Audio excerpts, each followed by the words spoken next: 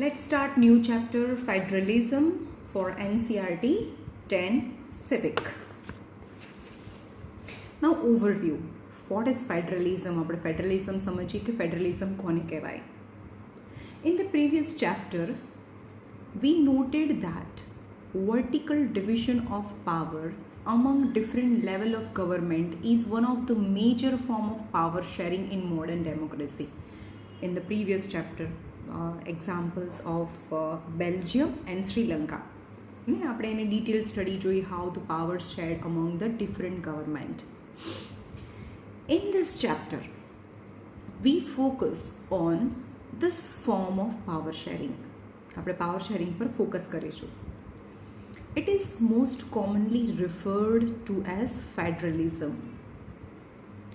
Power શેરિંગને આ ચેપ્ટરમાં આપણે શું કહીશું? Federalism. We begin by describing federalism in general term.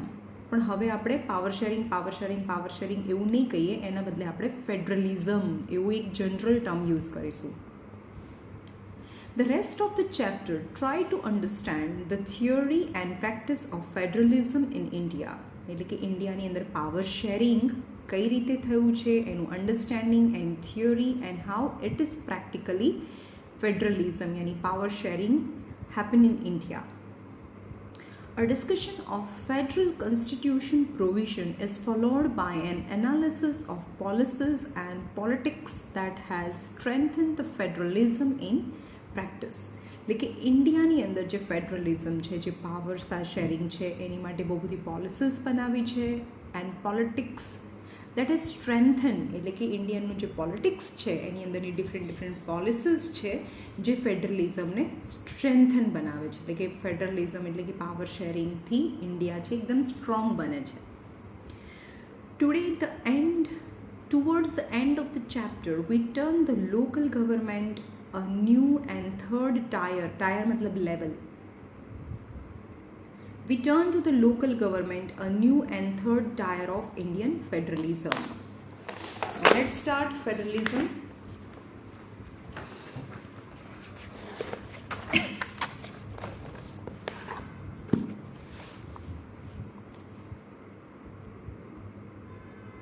What is federalism? મેં તમને સિમ્પલ ભાષામાં તો કહી દીધું, ફેડરલિઝમનો મતલબ થાય power sharing. Let us back to the contrast between Belgium and Sri Lanka. આપણે બેલ્જિયમ અને શ્રીલંકામાં how the dispute arises why not arises in Belgium and Sri Lanka ના એક્ઝામ્પલ પરથી આપણે જોયું. That we saw in the last chapter. You would recall that one of the key changes made in constitution of Belgium. હવે બેલ્જિયમમાં power sharing બરોબર રીતે થઈ તો ત્યાં આગળ પીસફુલનેસ થઈ. Constitution of Belgium was to reduce the power of the central government and to give this power to the regional government. જે central government બેલ્જિયમમાં શું કર્યું, જે સેન્ટ્રલ ગવર્મેન્ટનો પાવર છે એ ઓછો કરી દીધો અને બહુ બધા પાવર્સ છે રિજનલ ગવર્મેન્ટ એની લોકલ ગવર્મેન્ટને આપી દીધા. Regional government existed in Belgium even earlier. They had their roles and powers, but all these powers are given to this government and could be withdrawn by the central government. એટલે કે central government પાસેથી બધા powers લઈને regional ગવર્મેન્ટને આપી દીધા બેલ્જિયમમાં. The change that took place in 1993 was that the regional government were given a constitutional power that were no longer depend on the central government. એટલે કે 1993ની અંદર જે બી કોન્સ્ટિટ્યુશન બન્યું એમાં જે બી રિજનલ ગવર્મેન્ટ છે એની અંદર બધા પાવર રિજનલ ગવર્મેન્ટને આપી દીધા. તો regional government are no more answerable to the central government. Thus the Belgium shifted from unitary to federal.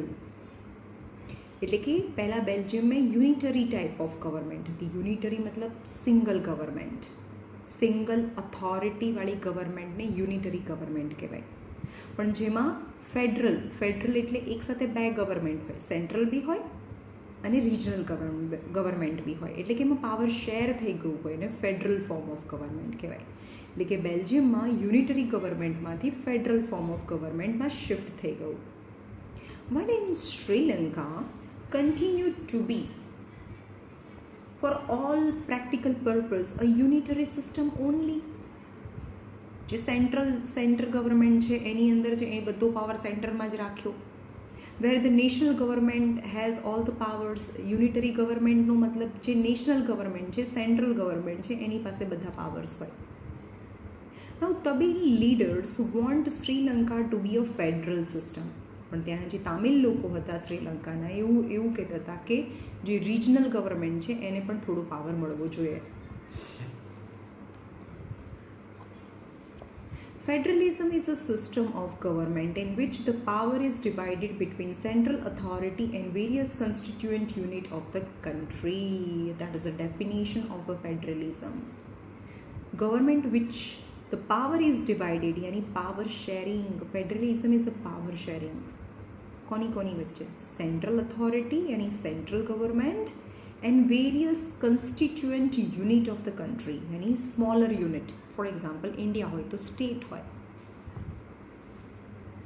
Usually federation has 2 levels of the government.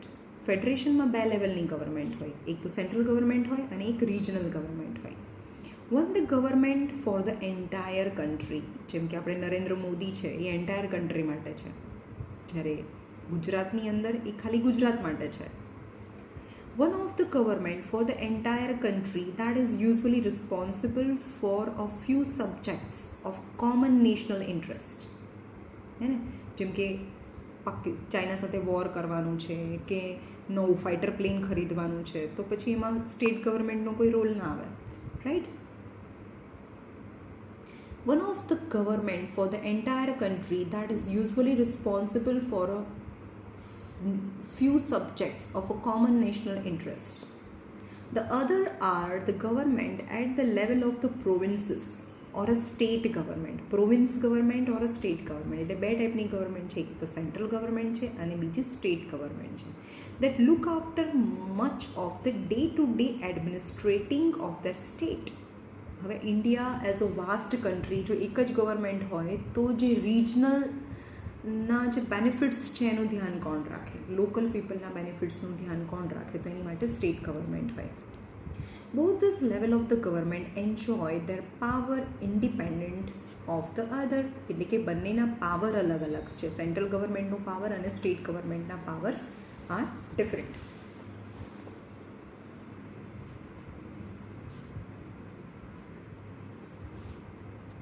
In this sense, federation are contrasted with a unitary government. In a federation, यानी 2 government, powers are divided, and unitary government, यानी only 1 government, no power divided. Under the unitary system, either there is only one level of government, one level of government, or the sub-units are subordinate to the central government. यानी એના જે સબ units છે ને એના સબ units એટલે કે એના જો સ્ટેટ્સ હોય તો સબઓર્ડિનેટ यानी ધ પાર્ટ ઓફ ગવર્મેન્ટ, यानी they are answerable to the central government. The central government can pass an order to the provincial or the local government, right. ખાલી સેન્ટ્રલ એક જ ગવર્મેન્ટ હોય, શેમાં યુનિટરી ગવર્મેન્ટમાં એક જ ગવર્મેન્ટ હોય, that is the central government. They just pass an order to the provincial or the local government. એ ખાલી order pass કરે. બટ ઇન ફેડરલ જેમાં 2 ગવર્મેન્ટ હોય system, the central government cannot order the state government to do something. A order ના કરી શકે. State government has power in its own for which it do not answerable to the central government. અને state ગવર્મેન્ટને એના પોતાના powers હોય. They are not answerable to the central government. But both this government are separately answerable to the people. They are answerable. Central government is also answerable to the people as well as state government is also answerable to the people. Let us look at some of the key features of the federalism. Federalism na some of the key features. There are 2 or more levels of the government. Different tiers यानी different levels of the government govern the same citizens. કારણ કે ઇન્ડિયાની અંદર જેમ કે હું એક citizen છું તો મારી પર નરેન્દ્ર મોદી બી રૂલ કરે અને જે ગુજરાત ગવર્મેન્ટ છે એ પણ રૂલ કરે, એટલે કે different level of government rule the same citizen, but each tier has its own jurisdiction. Jurisdictions मतलब they both have their own sets of the rules and regulation. समझ में आऊँ? In specific matter of legislation, taxation and administration. लेकिन jurisdictions मतलब rules છે. Actually jurisdictions એટલે court system થાય, પણ એમ કહે છે કે લેજિસ્લેશન એટલે કે રૂલ્સ બનાવવાનું, ટેક્સેશન અને એડમિનિસ્ટ્રેશનની અંદર સેન્ટ્રલ ગવર્મેન્ટ અને લોકલ ગવર્મેન્ટ એટલે કે જે સ્ટેટ ગવર્મેન્ટ છે એ બધાના રૂલ્સ છે એ અલગ અલગ છે. The jurisdictions of the respective level of the tiers of the government are specified in the constitution. અને એ જે jurisdictions છે, જે રૂલ છે, એ સેન્ટ્રલ ગવર્મેન્ટના કયા રૂલ્સ, સ્ટેટ ગવર્મેન્ટને કયા રૂલ્સ ફોલો કરવાના, એની પાસેના પાવર્સ કયા કયા છે, એ બધું ક્યાં લખેલું છે? કોન્સ્ટિટ્યુશન. ઇન્ડિયાની કોન્સ્ટિટ્યુશનની બુક છે એની અંદર રૂલ, કોન્સ્ટિટ્યુશન મતલબ સેટ ઓફ રૂલ્સ એની અંદર મેન્શન કરેલું છે. So the existence and authority of each tier of the government is constitutionally guaranteed. એટલે કે એ બંનેના જે એક્ઝિસ્ટન્સ છે, એક્ઝિસ્ટન્સ મતલબ ટુ હેવ, ટુ બી, એટલે કે સેન્ટ્રલ ગવર્મેન્ટ અને જે સ્ટેટ ગવર્મેન્ટ છે એની ઓથોરિટી છે, એનો જે પાવર છે એ ગેરંટેડ હોય, એ ફૂલફિલ થાય, એ સિક્યોર રહે. The fundamental provisions of the constitution cannot be unilateral मतलब by any one government.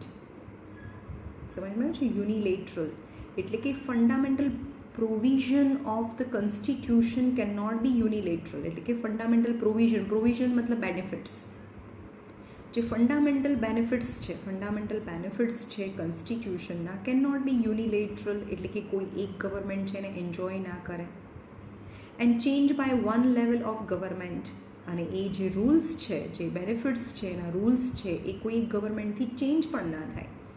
Such changes require the consent of the both level of government. Consent यानी પરમિશન. જો કોન્સ્ટિટ્યુશનની અંદર કોઈ પણ ચેન્જીસ કરવા હોય તો એ બંને ગવર્મેન્ટની કન્સેન્ટ જોઈએ, પરમિશન જોઈએ.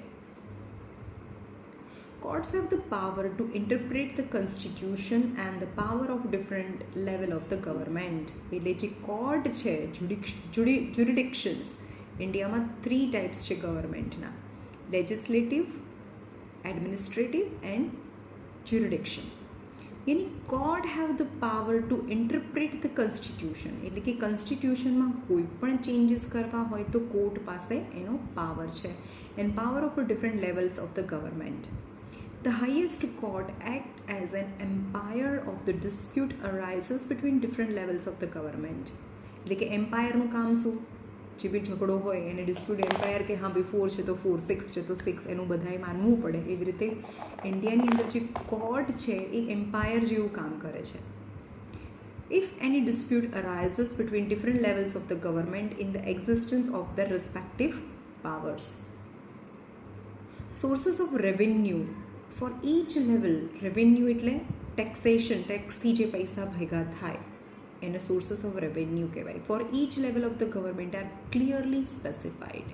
એટલે કે ગવર્મેન્ટ, ગુજરાત ગવર્મેન્ટે તો આ ટેક્સ ને કલેક્ટ કરી શકે, પણ સેન્ટ્રલ ગવર્મેન્ટ છે, જેમ કે પેટ્રોલમાંથી જે ટેક્સ મળે તો પછી એ કઈ ગવર્મેન્ટ લઈ જાય, એ કઈ ગવર્મેન્ટ પાસે જાય, એ સ્પેશિયલી મેન્શન કરેલું છે આપણા કોન્સ્ટિટ્યુશનમાં. And ensure is financial autonomy યાની ઓટોમેટિક પાવર, એટલે કે ફાઇનાન્શિયલ પાવર છે એ પણ જે આપણા કોન્સ્ટિટ્યુશનમાં છે એ મેન્શન કરેલું છે.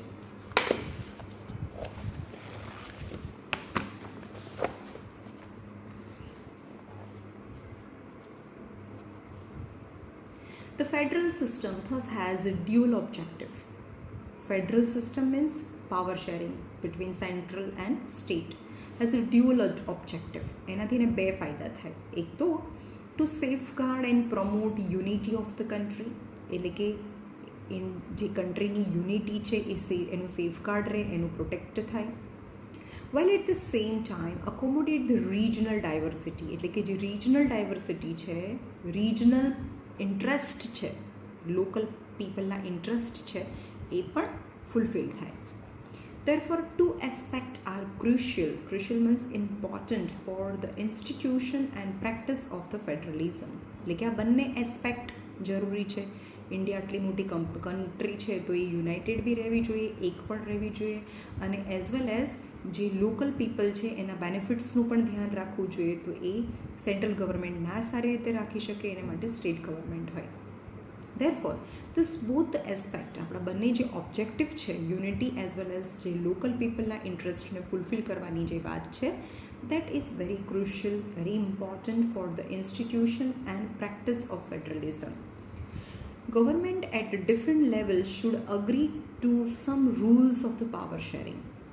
ગવર્મેન્ટ છે અગ્રી થાય કે કેટલાક જે રૂલ્સ છે એને rules of power sharing they should also trust that each would abide એટલે બાઇન્ડ, બંધાયેલા છે કે બંને સેન્ટ્રલ ગવર્મેન્ટ અને સ્ટેટ ગવર્મેન્ટ બંને અબાઇડ છે, બાઇડ્સ પાર્ટ ઓફ એગ્રીમેન્ટ, અને જેનું એગ્રીમેન્ટ છે કે અમારે આટલું કામ કરવાનું એ માટે એ અબાઇડ છે, બંધાયેલા છે.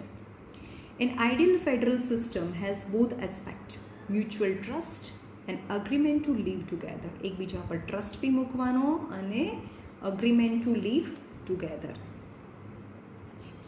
The exact balance of the power between the central and the state government varies from one federation to another federation.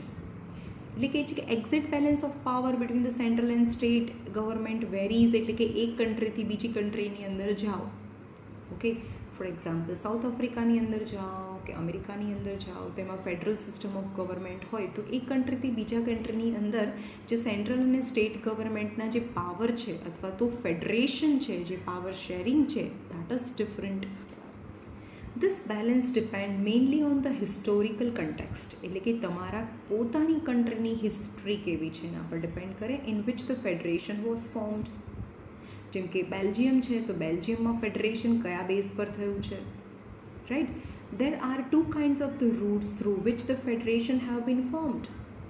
The first route involves the independent states coming together on their own to form a bigger unit. પહેલા ટાઈપનું federation છે કે જેમાં independent states છે એક સાથે એકબીજાની નજીક આવે and forming a bigger unit, અને એક મોટું યુનિટ બનાવે. સો that by pooling sovereignty and retaining identity. Sovereignty એટલે પાવરફુલનેસ. જેમ કે India is a sovereign country. Sovereign country એટલે કે બહારની, જેમ કે અમેરિકા ગમે તેટલી બી તાકાતવાળી કન્ટ્રી હોય તો પણ ઇન્ડિયા છે એની સામે ઝૂકે નહીં, અથવા તો ઇન્ડિયાની અંદર જે પણ ડિસિઝન લેવાના છે ઇન્ડિયા પોતે જ લે, એને સોવેરિન કન્ટ્રી કહેવાય. Okay, the decision making power, it is known as a sovereignty, and retaining to keep its identity.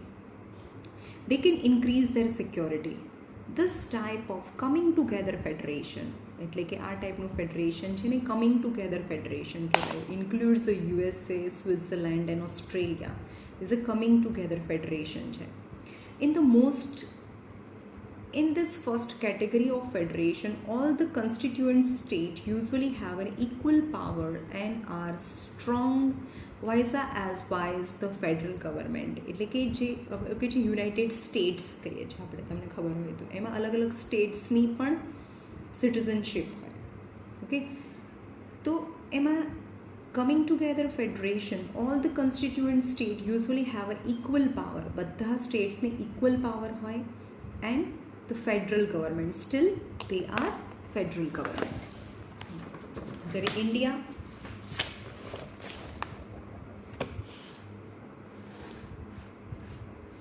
what make India a federal country? India કઈ રીતે federal country છે? We have earlier seen how small countries like Belgium and Sri Lanka face so many problems of managing diversity. જ્યાં બી diversity હોય તો એને manage કરવામાં problem થાય, conflict થાય ડિફરન્ટ ટુ સેક્ટ વચ્ચે, બિટવીન ટુ ડિફરન્ટ ગ્રુપ્સ વચ્ચે, પછી એ લેંગ્વેસ્ટિક બેઝ હોય, રિલિજિયસ બેઝ હોય કે કલ્ચરલ બેઝ હોય. What about a vast country like India with so many languages, religion and regions? What are the power sharing arrangement in our country? Let's begin with the constitution. India had emerged as an independent nation after a painful and bloody partition. એટલે કે India કઈ રીતે exist થયું, પહેલાં તો ઇન્ડિપેન્ડન્ટની movement ચાલી, partition થયું, bloody partition, યાની બહુ બધા લોકો મરી ગયા, ઇન્ડિયા પાકિસ્તાન છે સેપરેટ થયું એમાં. But soon after independence several princely state become a part of our country. આપણી કન્ટ્રીમાં પહેલાં પ્રિન્સલી સ્ટેટ હતા, એને રાજાઓ રાજ્ય કરતા હતા. The Constitution declared India as a union state. Although it did not use the word federation, है ने ત્યારે ફેડરેશન એવો વર્ડ યુઝ નહોતો કર્યો જ્યારે ઇન્ડિયા આઝાદ થયું. The Indian Union is based on the principle of federation. Let's go back to 7 features of federation mentioned above. We can see that all these features apply to the provisional of Indian Constitution. The Constitution originally provided for a two-tier system of government. એટલે ઇન્ડિયામાં કેવો system of government છે? Two લેવલનું system of government છે. Union government or what we say that the central government, યાની નરેન્દ્ર મોદી જ્યારે rule કરે છે એને યુનિયન ગવર્મેન્ટ કહેવાય અથવા તો central government, representing the union of India and the state government. પહેલાં છે યુનિયન ઓફ ઇન્ડિયા અને બીજી ગવર્મેન્ટ છે state government, that is the different states government. But later a third tier of federalism was added in the form of panchayat and municipality. અને પછી third tier of a third level of government પણ exist થઈ. એને ગામડામાં હોય તો પંચાયત કહેવાય અને જો સિટી એરિયા હોય તો મ્યુનિસિપાલિટીઝ કહેવાય. As in any federation, these different tiers enjoy the separate jurisdictions. એટલે કે એ બધાના jurisdictions એટલે type of set of rules are different. This constitution clearly provides a threefold distribution of legislative power between the union government and the state government. Thus, it contains 3 lists. એટલે કે 3 list છે. Union list એટલે નરેન્દ્ર મોદીએ શું કામ કરવાનું અથવા તેના પાવર્સ કયા, એની ડ્યુટીઝ કઈ. First is union list, which include the subject of national importance such as defense of the country, foreign affairs, banking, communications and currency. है ने એ બધાનું જે બી મેનેજમેન્ટ કરવાનું એ it is under union list. They are included in this list because we need a uniform policy on this matter throughout the country. The union government alone can make laws related to this subject mentioned in the union list. ખાલી union government છે એ જ એના વિશે લો બનાવી શકે. હવે જે currency related જેમ કે આખા ઇન્ડિયામાં નોટબંધી થઈ ગઈ, બરાબર, તો એ ડિસિઝન કોઈ સ્ટેટ ગવર્મેન્ટ થોડું ન લઈ શકે, રાઈટ? તો that is a national interest. Now the state list. State list contains subject of the state and local importance such as police, trade, commerce, agriculture and irrigation. The state government alone can make law related to the subject mentioned in the state list. Now concurrence list. Concurrent list मतलब જેમાં બંને affected થતા હોય, state government as well as central government. Includes the subject of common interest to both union government as well as state government such as education, forest, trade unions, marriage, adoptions and succession. Succession मतलब એનો મતલબ કે can get a property of the father. Both the union as well as the state government can make laws on the subjects mentioned in this list. If their law conflict with each other, the law made by the union government will prevail. હવે central government બી rule બનાવે, state government બી rule બનાવે, કોઈ વાર એ બંનેના rule છે એ conflict થાય, બંને વચ્ચે ક્લેશ થાય, તો ખાલી જે સેન્ટ્રલ ગવર્મેન્ટે બનાવેલા રૂલ છે એ પ્રિવેલ થાય, એ જ માનવામાં આવે. What about the subject that do not fall in any of this list? આ ત્રણે લિસ્ટ છે, યુનિયન લિસ્ટ, સ્ટેટ લિસ્ટ અને કોન્કરન્સ લિસ્ટ. આ ત્રણેય લિસ્ટમાંથી એક પણ લિસ્ટમાં ના આવતા હોય તો એ કયા લિસ્ટમાં આવે? Our subjects like computer software that came up after the constitution was made. એને જ્યારે આપણું કોન્સ્ટિટ્યુશન બન્યું તો આ કમ્પ્યુટર સોફ્ટવેર રિલેટેડ કોઈ પણ લોઝ ના બનેલા હોય, કારણ કે 1950ની અંદર તો કમ્પ્યુટર સોફ્ટવેર હતા જ નહીં. તો કોઈ એવા સબ્જેક્ટ્સ છે જે કોન્સ્ટિટ્યુશનમાં મેન્શન જ ના કરેલા હોય. So according to our constitution, the union government has the power to legislate on this residuary subject, any other subject, જેવી નવા સબ્જેક્ટ ને નવા as per the time change, જેમ સમય ચેન્જ થતું જાય એમ નવા સબ્જેક્ટ એડ થતા જાય. તો જે નવા સબ્જેક્ટ છે એનું ધ્યાન કોને રાખવાનું? યુનિયન ગવર્મેન્ટે રાખવાનું. We noted above that most federation that are formed by holding together. ફેડરેશનનો મતલબ થાય પાવર શેરિંગ, અને પાવર શેરિંગ શું કામ કર્યું? Holding together. Do not give an equal power to its constituent unit. Thus all the state in Indian Union do not have an identical powers. એટલે કે બધા સ્ટેટ્સની અંદર સરખા પાવર ના હોય. ગુજરાત સ્ટેટને જે પાવર હોય એવા મધ્યપ્રદેશને ના હોય, કારણ કે કોઈ જે પાવર છે એ સ્ટેટ પોતે બનાવે છે. જેમ કે ઇન્ડિયાની ગુજરાતની અંદર દારૂબંધી છે તો બીજા સ્ટેટમાં નથી, ભલે ઇન્ડિયા જ છે. Okay. Some state enjoys a special status. For example, Jammu and Kashmir has its own constitution. Jammu and Kashmir પોતાનું constitution છે. Many provisions of the Indian constitution are not applicable to the state without the approval of the state assembly.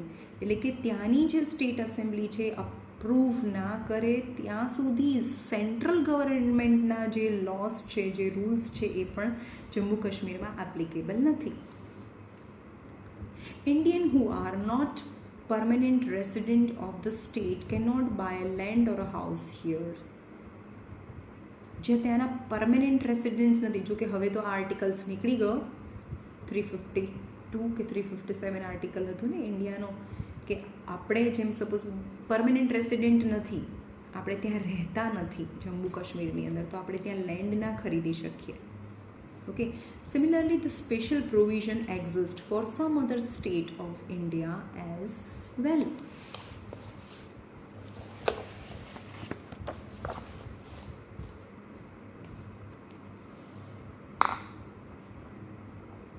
There are some units of the Indian Union which enjoy very little power. હવે ઇન્ડિયાની અંદરના જે નાના units છે, for example જે union territory કહેવાય, જેની અંદર બિલકુલ પાવર નથી, this are the area which are too small. કેમ એવું છે ને, એઝ સ્ટેટ પણ આપણે કન્સિડર ના કરીએ, જેમ કે અંદમાન નિકોબાર એટલા બધા નાના છે to become an independent state, but which would not be merged with any other existing state. એટલા બધા નાના છે કે આજુબાજુમાંના સ્ટેટ સાથે બી એ મર્જ ના થયા. Like Chandigarh, Lakshadweep or the capital city of Delhi are called as union territory. તો આ બધા જે એરિયા છે ને યુનિયન ટેરેટરી કહેવાય.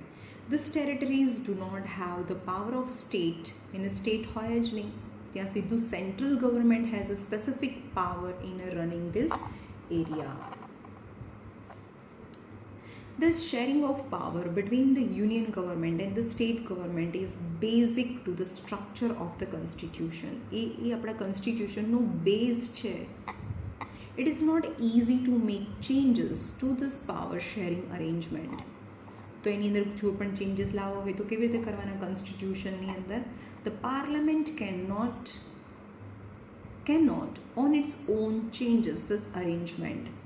Any change to it has to be first passed by both the houses of the parliament with at least 2/3 of majority. એટલે કે જો કોન્સ્ટિટ્યુશનમાં કોઈ પણ ચેન્જીસ લાવવા હોય તો upper house and lower house, Lok Sabha અને રાજ્યસભા બંનેની અંદર એ જે બિલ છે એને પાસ કરવાનું, અને 2/3 મેજોરિટીથી જો એ પાસ થાય તો then it is to be ratified by the legislature at least half of the total state. પછી એને ક્યાં મોકલવાનું? પહેલાં તો પાર્લિયામેન્ટમાં, દિલ્હીમાં પાસ થાય, then it has to be ratified.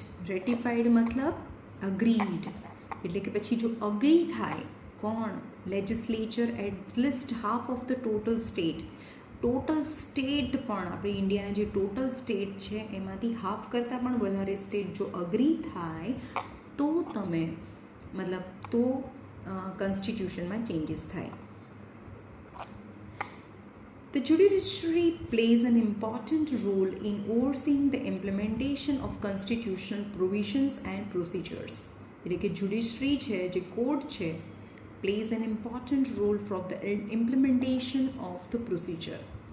In case of any dispute about the division of power, જો central government અને સ્ટેટ ગવર્મેન્ટ વચ્ચે કોઈ પણ ડિસ્પ્યુટ થાય, કોઈ પણ ઝઘડો થાય, ડિસએગ્રીમેન્ટ થાય બંને વચ્ચે, તો high court and the supreme court make a decision and the union and the state governments have the power to raise the resources by levying the taxes in order to carry on the government and the responsibility assigned to each of them. સમજમાં આવ્યું?